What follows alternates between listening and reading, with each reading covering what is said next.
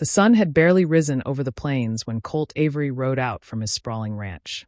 The sky burned red, a warning of the dry heat to come, but Colt's mind was fixed on colder matters. He had a list in his saddlebag, names of those who owed him money, debts long ignored through the hard winter. Most men in Willow Bend knew better than to cross him. Colt wasn't cruel, but he was firm, a ranch that big didn't stay running on charity. Yet there was one name he hadn't dealt with, one that had lingered on his books longer than the rest. Her late husband had borrowed money for seed and stocked the spring before he died in a cattle accident. Colt had sent letters, offers of work to pay it down, but none came back. Folks said Lydia had 5 children and little more than the clothes on their backs.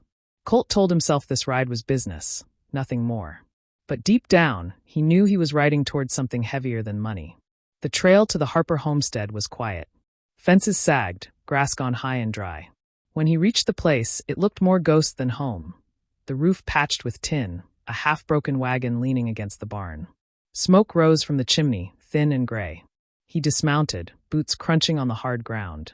The door opened before he could knock. A woman stood there, thin but strong, her eyes clear despite the hollows beneath them. Her dress was worn but clean, her hair pulled back in a braid. A little girl clung to her skirts, staring up at him. "Morning, ma'am," Colt said, removing his hat. "Name's Colt Avery." "I know who you are," she replied, voice steady. "You've come about the debt." He hesitated. "Yes, ma'am." Her gaze didn't waver. "You'll have to wait till harvest. The field's all I've got left to sell." Colt looked past her shoulder. Inside, he saw 4 more children at a wooden table, trying to share what looked like a single loaf of bread. His throat tightened. "Mrs. Harper," he said softly, "you can't feed 5 mouths and make a harvest alone. That debt'll bury you before the winter does." Her chin lifted. "Then I'll work till it's paid. I don't take handouts." Something in her tone, not pride exactly, but dignity, hit him harder than he expected. "I don't give handouts," he said after a moment. "But I can offer work. I need hands at the Avery Ranch, cooking, laundry, tending stock. You'd earn fair pay. Enough to clear what's owed and feed your young uns." She studied him, eyes narrowed. "And you'd just let me bring my children? They'll have a roof and food. You'll all work honest." She looked down at the small girl gripping her skirt, then back at him.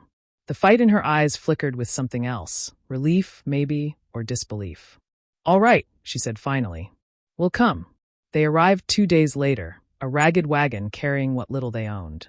The Avery Ranch stretched wide, golden pastures rolling toward the horizon, cattle grazing in the distance, ranch hands tipping hats as they passed. Lydia kept her chin high, the children clinging close.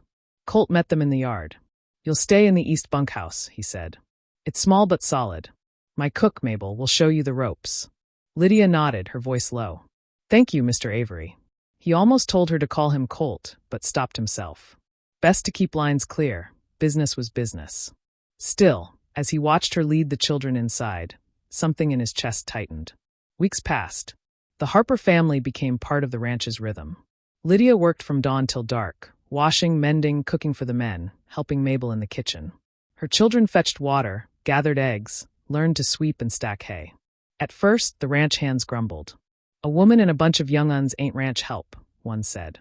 But soon, even the toughest of them went quiet when they saw Lydia at work, silent, steady, never stopping even when the sun turned the air to fire. Colt noticed everything. He saw how she hid her hunger, so her children could eat first.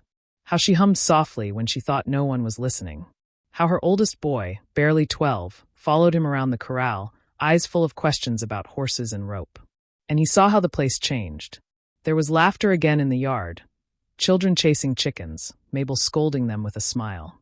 The bunkhouse smelled of bread instead of tobacco. Even the men worked lighter somehow, their gruffness softened by the sound of small feet running past.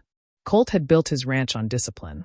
Now, it was being rebuilt by something gentler, something he didn't know how to name. One evening, after a long day of branding, Colt rode back to find Lydia sitting on the porch, sewing by lantern light. The children were asleep inside, the sky deep purple above. "You still workin'?" he asked quietly. She looked up, a small smile on her lips. "Can't afford to be idle."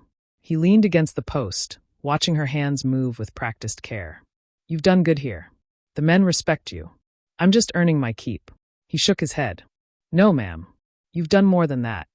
For a moment, silence hung between them, the kind that wasn't uncomfortable, just full. "Why'd you really offer me work, Mr. Avery?" she asked finally. "You could have sent the sheriff to collect." He looked out toward the fields, thinking. "My mother raised me alone after my pa died. She worked till her hands bled, never took a cent she didn't earn. I reckon I saw a bit of her in you." Her sewing slowed. "She sounds like she was a good woman." "The best," he said softly. When their eyes met, the lantern light flickered across both their faces. Hers lined with fatigue, his with something he hadn't felt in years. He cleared his throat, straightened his hat. "You ought to rest. Tomorrow's another long day." "Yes, sir," she said, but her voice was gentle. He walked off into the dark, his heart strangely unsteady. Summer turned to fall. The harvest was good, the best in years. Lydia's debt was nearly paid, but Colt couldn't bring himself to mention it. The thought of her leaving made the ranch feel emptier already. One afternoon, as they brought in the last of the corn, a sudden thunderstorm rolled through. The wind howled, lightning splitting the sky.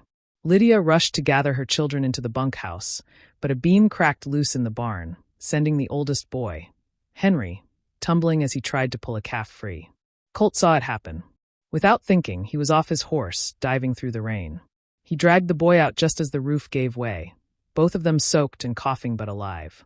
Lydia came running, hair plastered to her face, eyes wide with terror. "Henry," she cried, dropping to her knees. The boy coughed, then smiled weakly. "I'm okay, Ma." She turned to Colt, tears mixing with the rain. "You saved him." He shook his head, chest heaving. "Just did what needed doing, Dot."